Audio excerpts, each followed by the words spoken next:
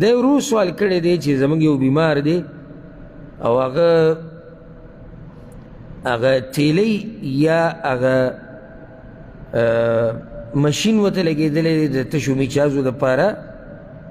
او پیپونه پکې ورته کړي دي او د هغه نه دا میچاز یې رواني د هغې نه وخت معلومي نه هغه کنټرولولی شي ځکه چې هغه په خپل ځي باندې خو نه ځي د دپاره پیپ کوز کړی دی او بیا دته یو تیلی یو کڅوړی هغه ځوړند دی او په هغې کې میچاز وي دا سړی به د مانځه دپاره په څه طریقه اودس کوي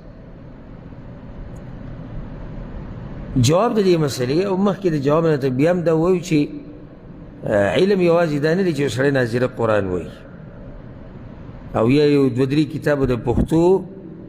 او یا د اردو یې کتلي او وایي زه څه یم زه عالم یم علم دریاب دی او هغه دریاب دی چې غاړه یې نشتي هغه دریاب دی چې غاړه یې نشتي ډېرې مسلې د غټو غټو علماو ته راشي پکې حیران شي بیا پسې ګرځي د هغې د جواب دپاره نو یو خو دا خبره یاده کړي چې په مسلمان باندې په هر حال کې مونځ فرض دی که دی بیمار دی او که دی روغ دی او که چېرته دا مونځ معاف کېدی نو کوم ځای کې به معاف وي د جهاد په میدان به معاف خو د جهاد په میدان باندې مونځ معاف نه دی او چې په سورلۍ سورې او ګنجایش ته د ودرېدو نه میلاویږي د جهاد په میدان یا پیاده روانې نو بیا الله وایي مونځ به کې که ته په سورلۍ سورې او که ته پیاده روانې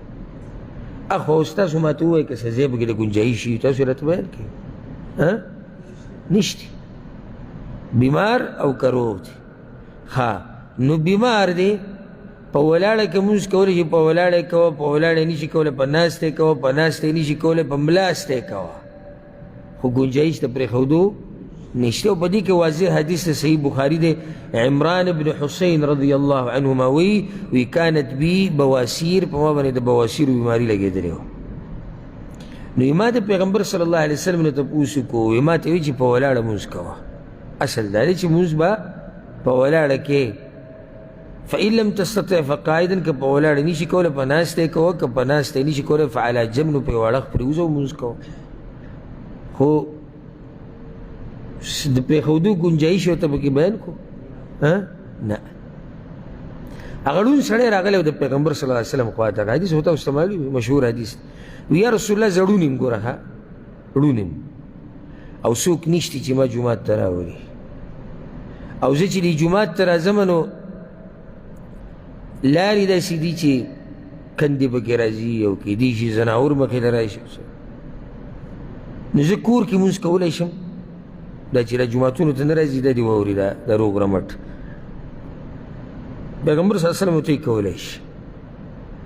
هغه روان شو بیا ورته اواز وکړي دی خوا راشي وی اذان اوري هغه یو اذان اورم وی بیا به جومات ته راځي ړوند دی څوک نشته چې راولي په لاره کې کندې مندې دي د ځناورو یره ده خو چې اذان اوري نو منزله به وي راځي دته څه ګنجایش میلاو نه شو معنی ده که اذان یې نه اورېده نو دی خو بیا ډېر لرې دی نو بیا ګنجایش پیدا کېدی شو خو چې اذان اوري بیا به راځي او چې د جومات په خوا کې کمرې او دیرې او کوري او دیم نه راځي منزله لا ده سره څه وزر دی او روغ رمټ او سحر دی د کار دا ټیم چې شي که نه په دې روډ باندې داسې حل جوړ داسې زه چې د مانځه نه وځم سهار مانځه نه به دلته نو لکه په دې روډ چې اوړې نو انتظار به کوې چې دا ګاډي لږ کم شي او زه پرې واوړم یو بد حل جوړي دا ټولو دغو دې کار لره پاسېدلي دي یو هم عذر بیان نه کړو یو هم دا ونه وي چې اوس به بیا ځو 10 ګنټې به کار کوو 12 ګنټې به کار کوو 8 ګنټې نه هلته دته په هغې کې دنیوي فایده ښکاري هر چې آخرت دی او د دین کار دی د سره د هغه اجر او د هغې څه دغه نشتي څه قدر یې ورسره نشتي ځکه دی داسې بې پروا دی او دا رور بیمار دی او دته تیلی یا کڅوړه د میچازو دپاره لګېدلې ده مونځ خو دی نشي پرېښودی نو څه به کوي دی د اودس سره نو د ده داسې مسله ده د ده بلکل داسې مسله ده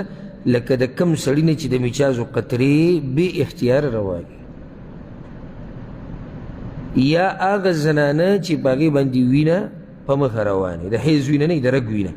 استحاضه چې ورته په مخه باندې وینه روانې د دې ټولو طریقه دا ده د ټولو چې چا باندې دا مرض دی یو سړی دی هغه ته د ګیس مسله د بعضو ته د ګیس مسله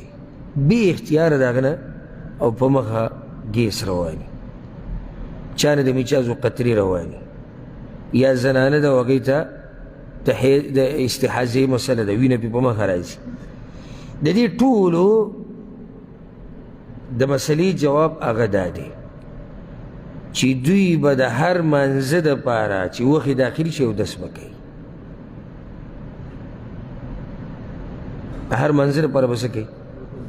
اودس به کوي او که د منځه په دې دوران کې د ده نه څه لاړو نو هېڅ حرج پې نشتي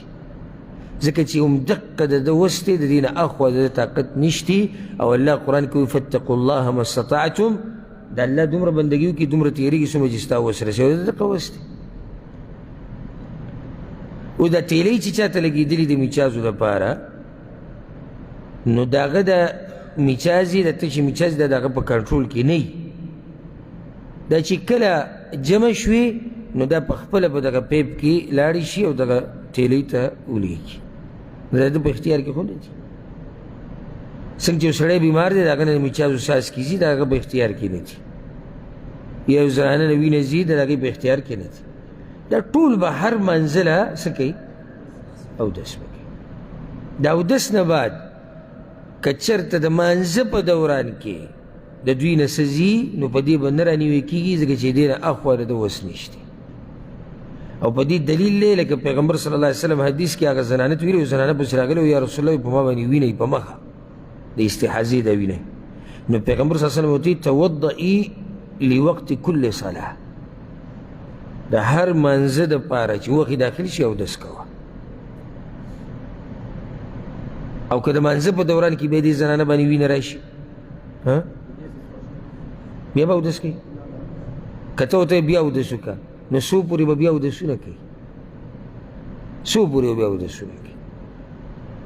نو دا د دوی دپاره ګنجایش دی او چې اودس یې وکړو په هغې بیا مونځ هم کولی شي که تلاوت کې هغه به هم کولی شي طواف کې هغه به هم کولی شي والله أعلم